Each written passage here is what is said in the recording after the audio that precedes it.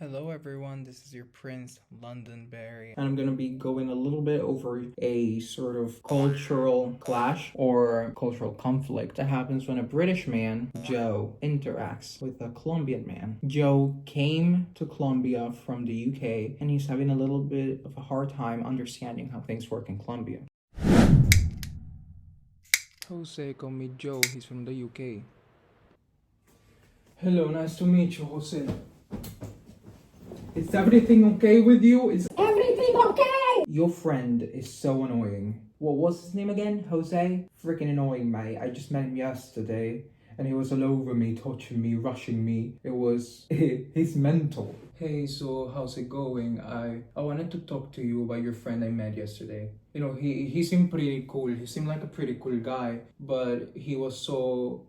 I don't want to say anything wrong because it was just a little bit weird. Maybe, because he's different, but he was so standoffish. And again, I don't mean to overstep here, but I just wanted to say that, if you're gonna come here, you better be open to hug, to touch, to kiss. I don't know. And I don't want to overstep. He seemed like a pretty cool guy. Here we see conflict number one. Greetings. Joe's British. He's not used to affection or touch, especially on a first meeting. The way Brits perceive their privacy to be, or privacy, they perceive it to be a right and they perceive it to be a characteristic of life. You are not supposed to know things about the other person. You're not supposed to even touch another person or initiate contact, especially if they haven't been formally introduced to you. This has a little bit to do with their individualism and collectivism indexes, with the United Kingdom being a really individualistic country in comparison to Colombia. People in the UK tend to be more competitive, more closed off, especially because, again, they're really private. Now we have Jose. Jose is from Colombia, and he is not used to people establishing boundaries, especially in a first base meeting. He thinks of Joe as weird or even rude because he establishes a direct line of boundaries. Do not touch me, don't approach me, don't hug me, don't kiss me, you don't know me, because things don't work like that in the UK, but they do in Colombia. The collectivism index in Colombia, well, it is very low, meaning Colombia is a collectivist country. This also has a lot to do with the fact that Colombia is a multi-active country, meaning that personal relationships will most likely intertwine with academic relationships, for lack of a better term, some sort of bond with these people, and therefore that gives you the right to act like you know them even if you don't. In the UK, privacy is a characteristic of everyday life.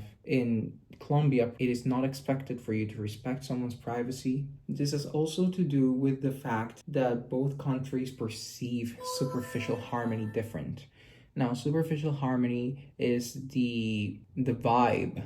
Superficial harmony is how well you guys get, how well the group gets along, how the amount of confidence It was obvious I didn't know, but thanks to AI, now we know that superficial harmony is a tendency to avoid conflict and evaluate the potential negative consequences of engaging in it.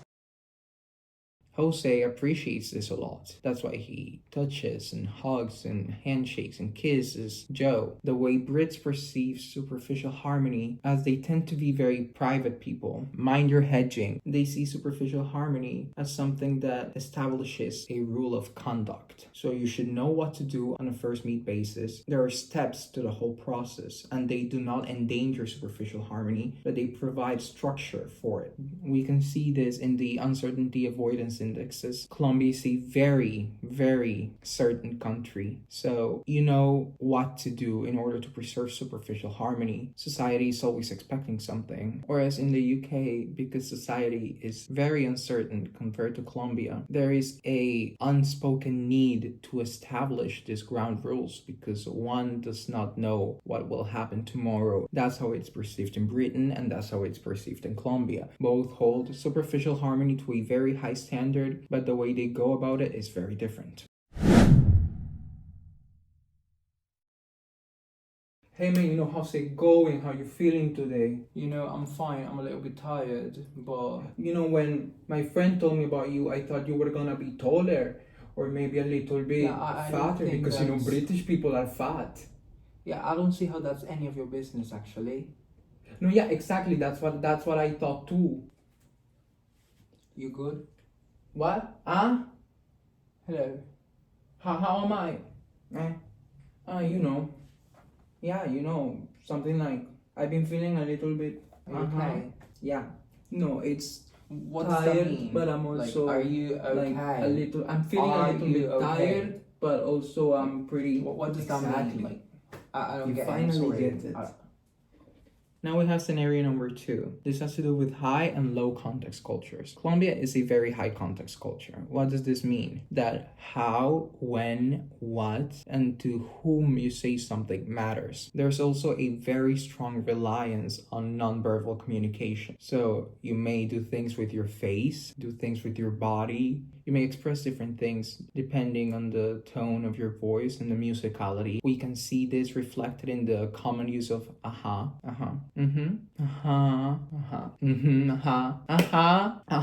In Britain, culture is low context, meaning that if you want to say something, you should be able to express it freely with no regard for others, because this is the way to maintain superficial harmony, by being honest, being direct. You can't say because in Britain, people will not be able to understand the different contexts in which you use those terms. And more often than not, people in Britain will use hyperbolized versions of words to express a feeling very clearly. For example, instead of saying sorry, more often than not, you'll find people saying, I beg your pardon. Why? Because they want to make it clear that they're sorry. Whereas in Colombia, you'll see that same thing with que pena con usted. They both express very different things. I beg your pardon. You're literally begging someone to forgive you. Whereas que pena con usted, it directly translates to, I'm so embarrassed that I did this to you. Are you sorry or are you embarrassed? Maybe a little bit of both, maybe neither. We can also see this in when you say thank you. Thank you. Instead of saying no problem, in Britain, you'll find people say, thank you, no biggie, no biggie. It didn't take up a lot of my time. I'll happily do it again. It was not a big hustle, so do not worry. In Colombia, gracias, a la orden. It directly translates to, I'm looking forward to a next order from you. Why? Was it a big problem? Was it a small problem? Do you think there's a power dynamic in the relationship? So, with the reading, I'm thinking of actually going to the teacher, because it's a long reading. I don't think anyone's going to. I'm sorry, I don't understand you. What do you mean you're talking to the professor? For the teacher, I'm going to him. I'm going to the teacher. I'm gonna be like, Mister, you cannot do that. I'm going to the professor. I'm gonna be like, Professor, this because is a really long he text. I don't think anyone's gonna read it in less than. No, you cannot do that. I don't think anyone's gonna read it in less than a day. And you're gonna finish. Absolutely. When I tell you this dude Jose is scared of his professor, he was basically his pants. Let's talk to the professor tomorrow in class. I would just go up to him and be like, okay, so this reading, it's very long and I didn't finish it and I won't finish it and I don't think anyone will. I completely disagree with him. I don't know how things are done in Britain, but here in Colombia, you don't just go to your professor and you're like, you did this wrong, give us another. You don't demand things. No, you should respect the professor. This last one is my favorite because it talks about power distance. Power distance means the respect a society has for authority figures, meaning is a society willing to follow authority just because it's authority, or is a society willing to challenge authority regardless of its power? Jose is afraid to even talk to his professor or complain to him about the book that they have to read, whereas for Joe, this is very normal. He's not afraid of confrontation because it does not threaten superficial harmony to him. His professor is another human being, and that's okay. He can talk to him like a normal person and he'll probably understand. The way Jose perceives this to be is that Joe's directness will be considered rude, and he is also expecting that because this directness is considered rude, the professor will make the semester harder for all of them. Me la va a montar.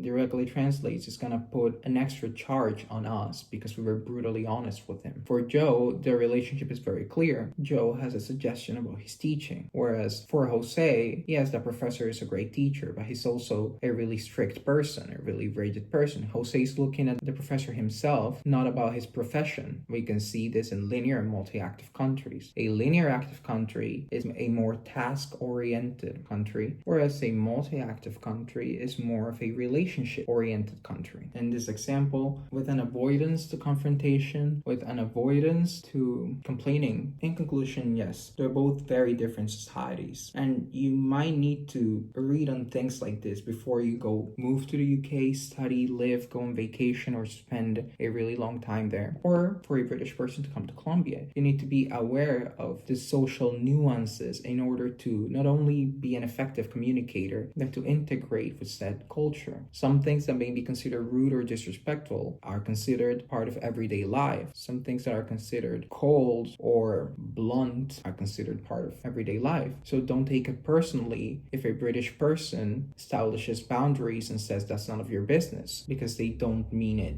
personally. They don't dislike you. Don't be afraid if a Colombian comes up to you and he starts calling up your appearance, because to him that's funny, and that's the way you play between friends. Don't be afraid if a Colombian calls you his friend or hermano, translating to brother, right after you meet. And don't be offended if a British person doesn't even consider you a friend after spending a semester with them. Instead, he considers you a classmate or his roommate, because of the nuances in relationships. We can see how culture is very different in these examples, and I hope you enjoy this video. If you have any questions, if you have any doubts, every single source of information will be in the description below. And that's it. I reached 200 subscribers. This is crazy.